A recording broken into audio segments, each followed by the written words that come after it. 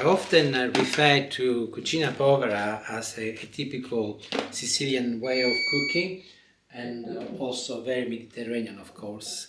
And today I'm going to give you a very brief demonstration of what that means. And I will be making a kind of frittata. I've made many frittatas on the channel in the past, different shapes, different flavors. But this is a very simple one, but cooked differently. The way that actually my mum used to often do in Sicily, and mostly because it retains more flavor in terms of its layers. I'll explain. I'm gonna be using some greens. These are 3 types of greens. I've got some kale. Here you can see a little leaf. Also got some spinach and some chard, which I picked from the garden this morning. You can of course use any green leaves. I'm using those 3 because that's what I've got. But if you got spinach, for example, frozen spinach in the freezer, you can use those, or fresh spinach, anything. To the extent actually that you can even use the leaves of cauliflowers. And I'll tell you a little story about that. My mum and dad used to own a store where they sold electrical appliances, and we're going back now 40 years plus, when I was still living in Sicily. And as a young lad, I would go and help my dad delivering goods and fridges, washing machine, televisions. And a lot of his customers were people who used to work the land. And very often when we would go and deliver something, they would donate to my dad some of the stuff that they would grow. And very often they would give him some cauliflowers. I know it sounds a bit odd, but this is Sicily, 40 years plus. Most probably not the case anymore. And so we used to go home with these big cauliflower heads, and they had all of the leaves. And the very first thing my mum used to do is to clean it, remove the leaves, leave them in water, then remove the trunk from the middle, and then she would cook the cauliflower to do something with it. And then the leaves is what we would have had most probably the day after, and make a frittata style like what I'm doing today. And there are little memories that get stuck to your mind and stay with you forever. Of course, my dad also used to buy cauliflowers, and my mum would do the same. I just chopped a couple of cloves of garlic, and I've sliced them very finely. You can see about a couple of millimeters in thickness. A little olive oil, and whilst everything is still cold, I'm going to add all of my greens on top. And don't worry, it looks like there's an awful lot there, but they will shrink considerably.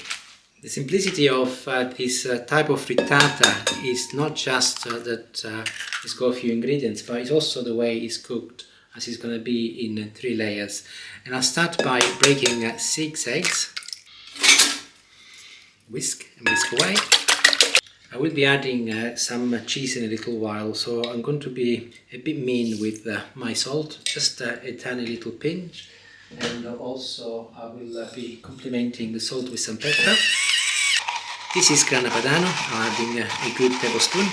This is cheddar, mature cheddar. I know it's not strictly speaking an Italian cheese, but I like it. And I like that it's creamy, and I think it goes really well in this type of dishes. So any cheese you like, but this is perfect. And my final ingredient for my egg mixture is going to be parsley. Again, I think is perfect in frittatas or omelettes, but you can use any herbs you like, or no herbs at all, entirely up to you. And I can mix this all together now. Nice, good. So the egg and the cheese will be my glue. The last ingredient I got left is some mozzarella. I'm going to get it now. The plan is to build 3 separate layers. The foundation is going to be the greens which are cooking. Then in the middle I will have a layer of mozzarella, which I am slicing now. And the third and final layer is going to be my egg mixture. And difference between this and a normal frittata is that when you do a normal frittata, you mix everything together and then you cook it together. Whereas like this, the egg mixture will be the glue, as I mentioned before. And once everything is cooked, you will have 3 different layers. And as you eat your frittata, I don't like to call it frittata because it's kind of a variation of a frittata, but never mind, let's call it a frittata for the purpose of this video. You will be able to taste each individual layer differently, and it provides a slightly different experience. Very pleasant, of course. So let's have a look at the vegetables. Let's take a look. I did tell you that they were going to shrink dramatically, and they have. I will keep them in for another couple of minutes because I want to just turn them a little so that the garlic flavour is spread across the entirety of my greens. So I'll place the lid on and I'll see you in a couple of minutes. I thought I made too much, but I think it's just perfect, so I do not need to remove any. But if I did, I would have kept this as a side dish. And this is actually an identical recipe which I made in the summer, and I would actually now add a little olive oil, maybe a little lemon as well, and that is a perfect side dish. Or if you like, you can even put it in the middle of a piece of bread or a sandwich. If you are vegetarian, for example, and you like a vegetarian sandwich, ideal. But you can see I'm compacting it down with my spoon to ensure that this has a perfect strong foundation and base for my frittata. Followed by my mozzarella. I did say that it was going to be the next layer, and I'll be very gentle so that I cover the entire surface of the pan, just like this. Going back with a spoon to ensure that I can spread the egg across the entire surface. And this is very much optional, of course, but I do like my tomatoes and my olives in my frittata, so today is no exception. And I'm going to be a little colourful as well, so I'll try and make a little design if I can. And you can see what I've done. Just a few half plum tomatoes and some pitted olives, enough to brighten it up. What I like about this is that as the frittata cooks and the egg grows, the tomatoes and the olives will be buried, but obviously they will still be visible and they will look amazing. And I'm ready to move back to the hob next. Once again, I started on a very high setting, but you can see that very soon it's beginning to bubble up. So I'll turn it down just below medium, otherwise it will burn. And I'll place the lid on and I will not touch it. And there it is, 10 minutes exactly. Oops, still very soft and very liquidy on the top. You can see that the cheese is beginning to harden up. But if I put my spatula in here, I can see that it's beginning to look very good. So I'm trying not to turn it today. I just want to see if it is possible and we can get a nice and easy frittata. So I'll place this back on and I'll leave it for another 5 minutes. Let's have a look. Yes, I can see that actually has grown a little bit further and it looks considerably steadier, and it is actually ready. Just out of the grill, I thought I'll share this bubbling experience with you, but it's really, really hot now. I'll leave a few minutes and then we can see how easy it is to get it out. So the trick now is to see if it moves, but before I go anywhere near it, I'll just place my rubber spatula on the sides and I'll go round once, and then I'll place my spatula further into my frittata, and very, very gently you can see that it's beginning to move. So I think we are in business. Let's have a look. Oh yes. Now to turn it around, we got two choices. We can use a plate, turn it and then turn it again, or let's be brave. Let's see God, really? if it's going to work. Ooh. It should really, because it has cooled down, and hopefully it will just nicely go in. And yes, nice. Looks almost like a professional job. Absolutely. And looks There's a pretty wee good. little bit there. Look. Yeah, Oh, I think dear, better eat that. she's terrible.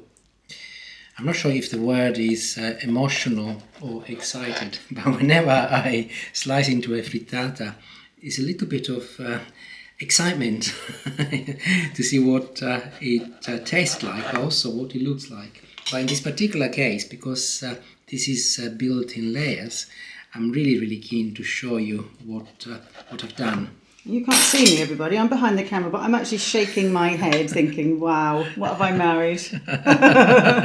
You cheeky. Now look, guys, this is what I'm talking about. You can see that it's still steaming hot, of course. And by the way, if you place this in the fridge and you eat it tomorrow, or put it in a sandwich, or never mind, let's move on. So you can see what I'm referring to. So you've got here the layer of all of the greens.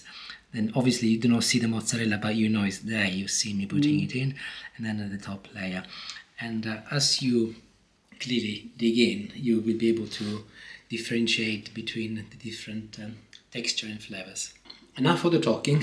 Let's do some of the walking now, and I'll just tell you what it's like. This is our dinner for tonight. It's still early afternoon, but I like to make it earlier so that when we do eat it, it's not piping hot, and being that it's going to be more cooler than warm, I'm able to taste it even more.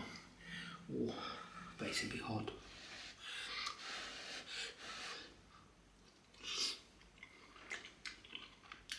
Oh, you know what? The greens are so delicious because I cooked them. They're Julie's greens, and she grows them. Because I cooked them with a little garlic, they inherit so much flavor, and then the rest of the ingredients is to die for. I hope you make it, and if you do, why don't you share a picture with me? I've got a Facebook page called Tortellinotime, all one word, community. And you can upload any pictures you like, even if it's not like this. Anything you cook hasn't got to be one of my recipes. I'd love to see more recipes in that page. I'd love to share those experiences with you, and hopefully you'll be sharing them with me. Arrivederci, buon appetito, ciao ciao.